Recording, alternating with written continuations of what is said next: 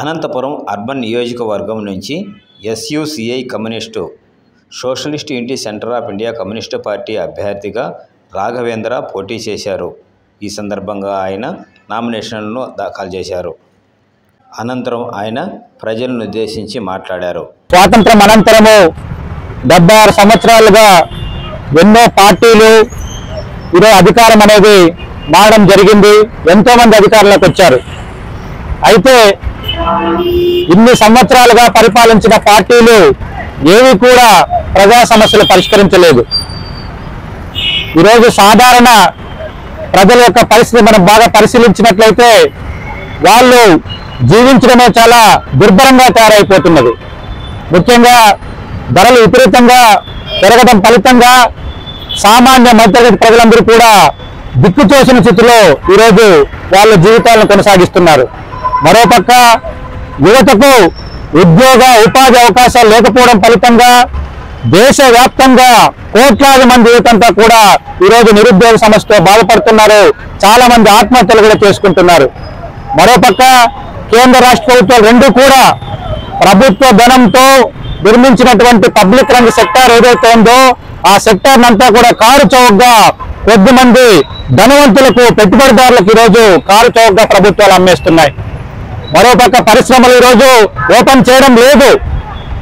ఈరోజు రైతాంగ పరిస్థితి కూడా గమనించినట్లయితే రైతులు పండించిన పంటకు గిట్టుబాటు ధరలు లేక రైతులు కూడా ఆత్మహత్యలు చేసుకుంటున్నారు.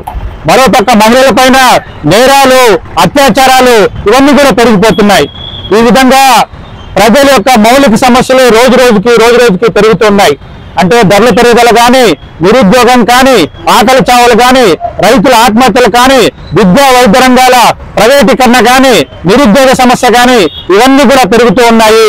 వీటి గురించి ఈరోజు పరిపాలించిన పార్టీలు, ప్రస్తుతం పరిపాలిస్తున్న పార్టీలు ఏ కూడా పట్టించుకోకుండా గాలి కొదిలేస్తున్నాయి.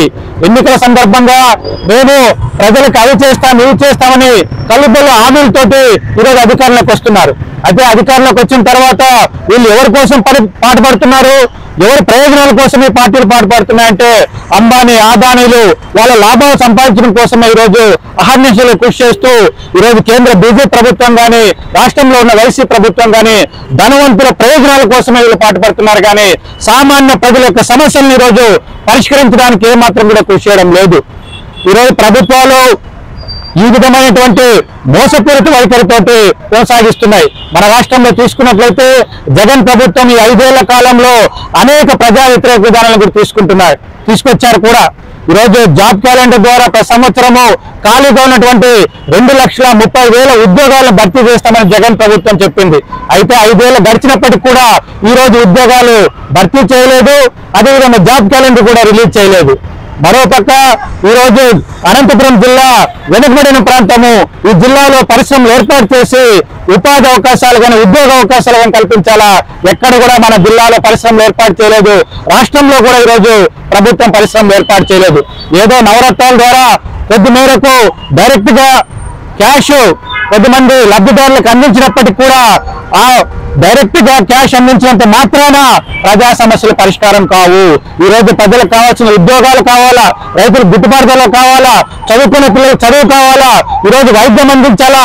వీటిపైన ఖర్చు చేసి ప్రజలందరికీ కూడా అందుబాటులో తీసుకొచ్చినట్లయితే ఈరోజు వాళ్ళు ఏదైతే డైరెక్ట్ గా క్యాష్ బెనిఫిట్ కలిగేస్తున్నారో అవేమీ ప్రజలు ఆశించడం లేదు. కాబట్టి ఈరోజు నవరత్నాల ద్వారా మేమేదో రాష్ట్రాన్ని అభివృద్ధి చేస్తామని చెప్తున్నటువంటి జగన్ ప్రభుత్వము ఆ నవరత్న పథకాల ద్వారా ప్రజల సమస్యలు కానీ, ప్రజల యొక్క జీవితాలు కానీ బాగుపడవు. కాబట్టి ప్రజల జీవితాలు బాగుపడాలంటే మౌలిక సమస్యలు పరిష్కరించాలని మేము డిమాండ్ చేస్తున్నాం. అదేవిధంగా ఈరోజు ఎన్నికల్లో మనము ప్రజలకు తెలియజేసేదంటే ఎస్యూసీఐ పార్టీ